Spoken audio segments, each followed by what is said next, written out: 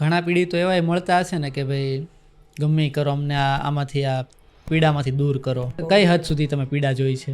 અમે ત્યાં સુધી જોઈ છે કે આજે મેં પેલી ડોટરની વાત કરીને એના જ એક રિલેટિવ્સ હતા.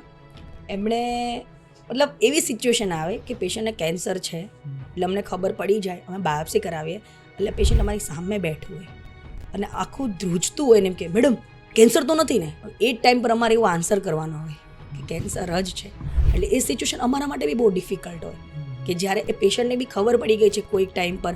ઘણીવાર પેશન્ટ અવોઇડ બી કરે, એટલી હદે એને ખબર પડી ગઈ હોય ને એટલે એ ડરના લીધે એના સિમ્ટમ્સ એ સામેથી જોવું કે મેડમ કેન્સર સર કાંઈ નથી, મને ખાલી નાનું મોટું ચાંદુ જ છે, તમે જોઈ આપો ને એમ. એ અમે ફીલ કરી શકીએ કે પેશન્ટ કેટલું ફિયરફુલ છે.